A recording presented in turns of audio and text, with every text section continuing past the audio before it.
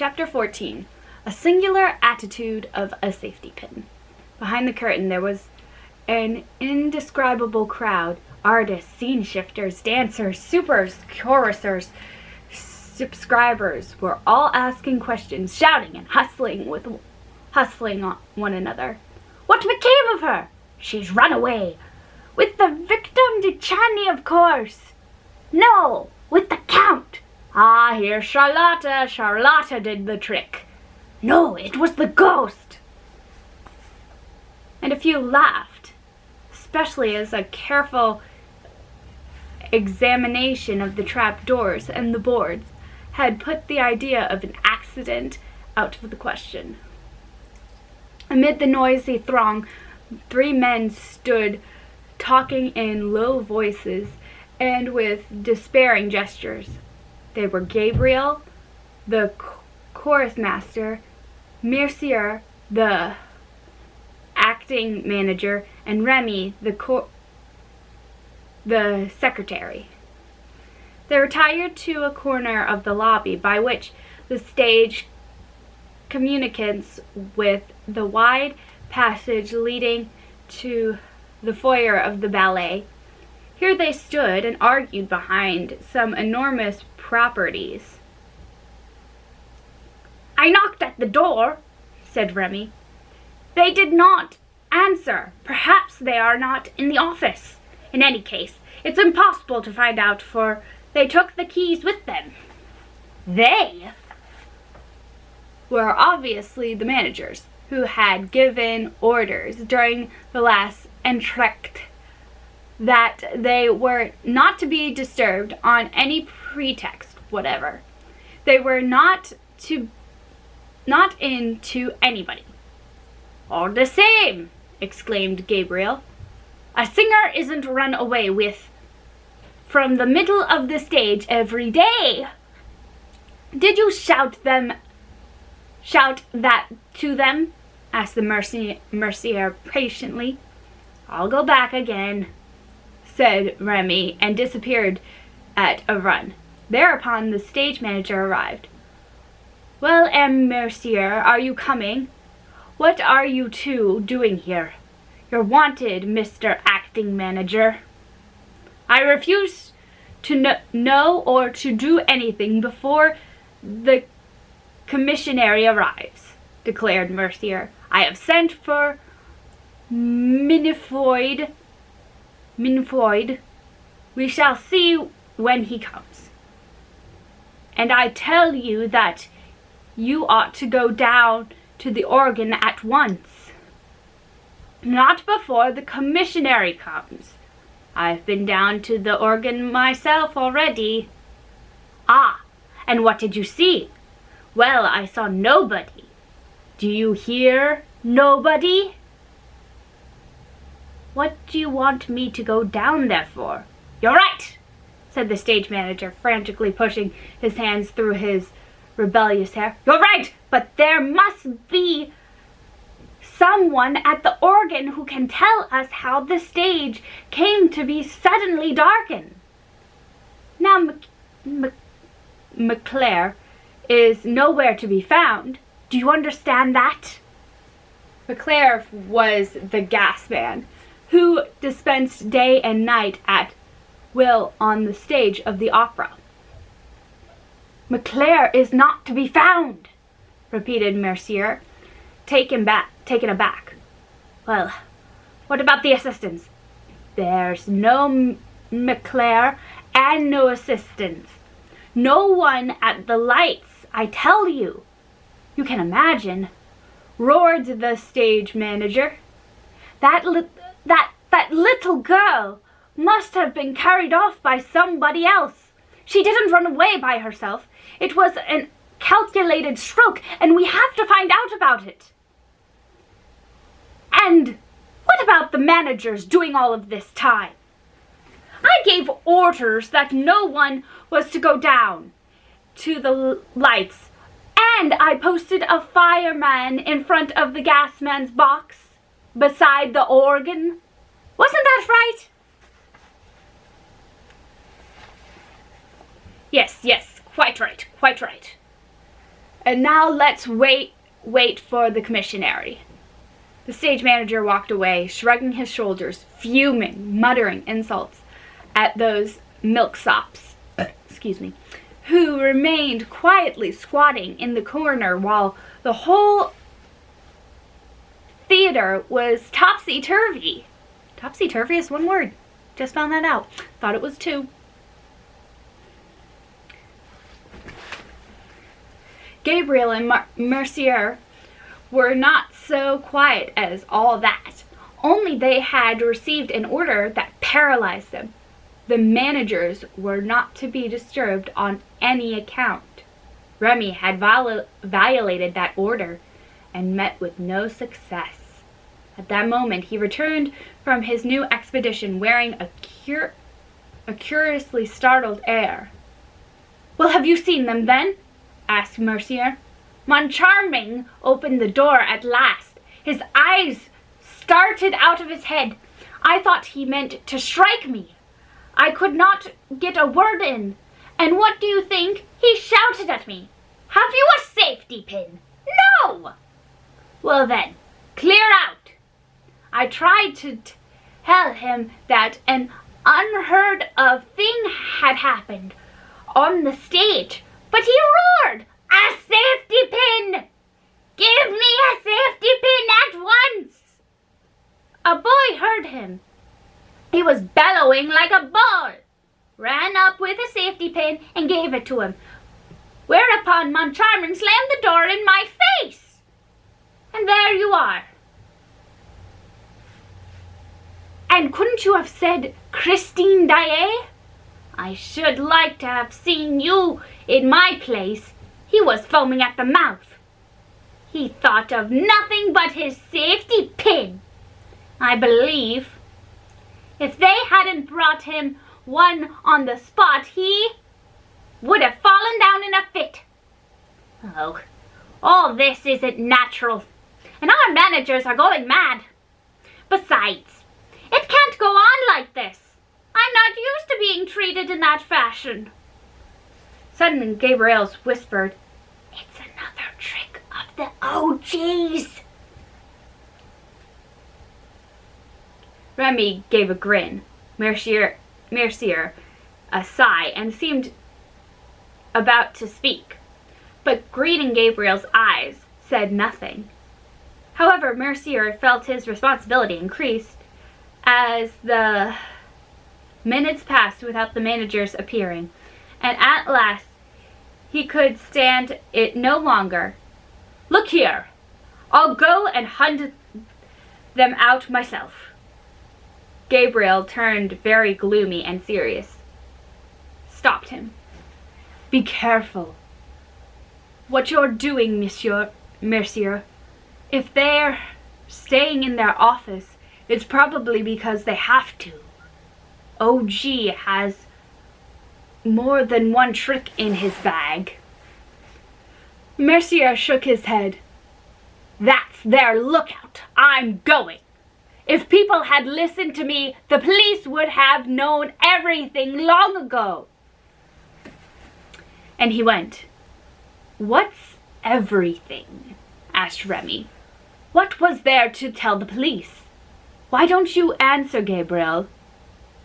"Oh, so you know something. Well, you would do better to tell me, too. If you don't want to shout out that you are all going mad." "Yes, that's what you are. Mad." Gabriel put on a stupid look and pretended not to understand the private secretary's unseemly outburst. "What? Something I am supposed to know?" he said. "I don't know what you mean."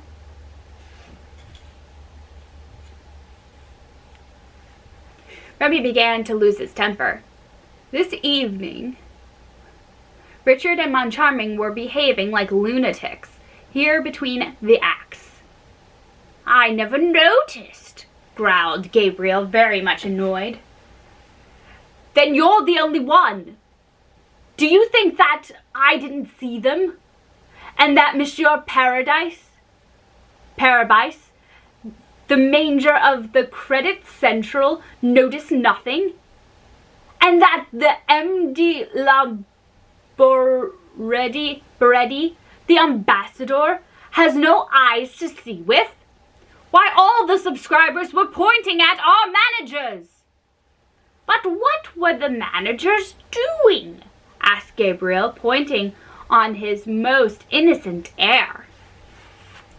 What were they doing? You know better than anyone what they were doing. You were there. And you were watching them. You and the mercenary. And you were the only two who didn't laugh. I don't understand.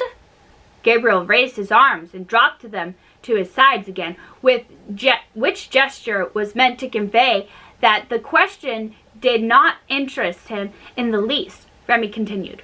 What is the sense of this new mania of theirs? Why won't they have anyone come near them now? What? Won't they have anyone come near them?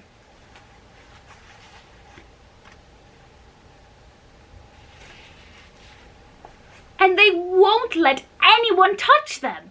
Really? Have you noticed that they won't let anyone touch them? That is certainly odd. Oh, so you admit it, and high time too. And then they walk backward. Backward? You have seen our managers walk backward. Why? I thought that only crabs walked backwards. Don't laugh, Gabriel, don't laugh. I'm not laughing, protested Gabriel, looking as solemn as a judge. Perhaps you can tell me this, Gabriel, as you're an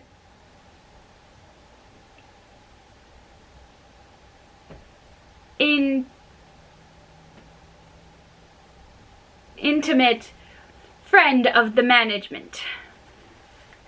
When I went up to Monsieur Richard outside the foyer, during the garden interview, with my hand out before me, why did Monsieur Moncharming hurriedly whisper to me, go away, go away.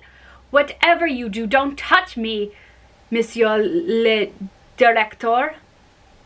Am I supposed to have an infectious disease? It's incredible.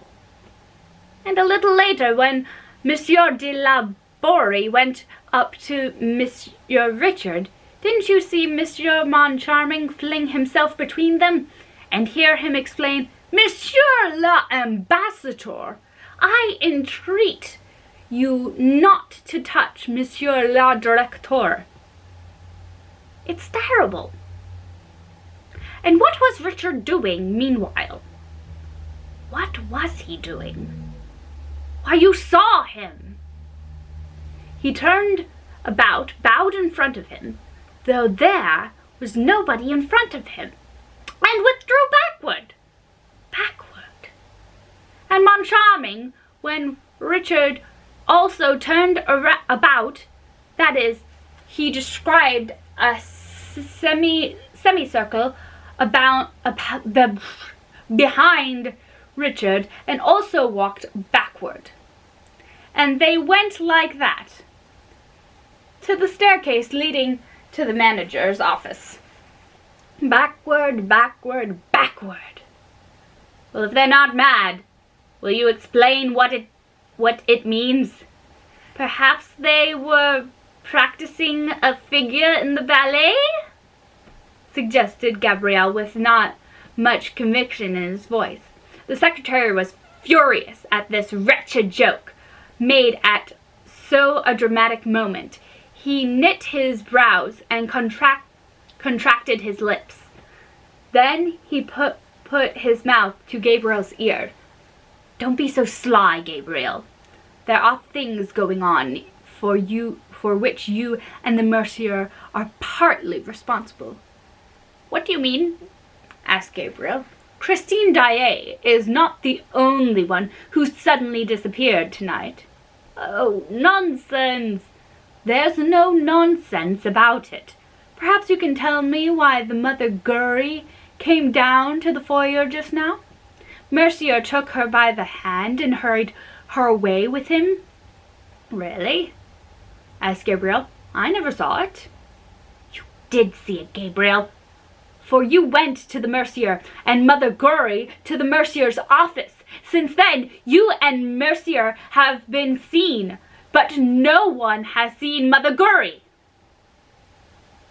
Do you think I've eaten her up? No, but you've locked her in the office, and anyone passing the office can hear her yells. Oh, the scoundrels! Oh, the scoundrels! At this point of this singular conversation, Mercier arrived, all out of breath. There, he said in a gloomy voice. It's worse than ever. I shouted, it's a serious matter. Open the door. It's I, Mercier. I heard footsteps. The door opened and Moncharming appeared. He was very pale. He said, what do you want? I answered, someone has run away with Christine Daae. What do you think he said? And a good job, too. And he shut the door, after putting this in my hand. Mercier opened his hand. Remy and Gabriel looked. The safety pin? Cried Remy. Strange, strange, muttered Gabriel, who could not help shivering. Suddenly a voice made them all three turn around. Excuse... I beg your pardon, gentlemen, but could you tell me where Christine Daae is? In spite of the seriousness of the circumstances, the absurdity of the question would have made them roar with laughter if they had not caught sight of the face so sorrow-stricken that they had once seized with pity. It was the victim Raoul de Chagny.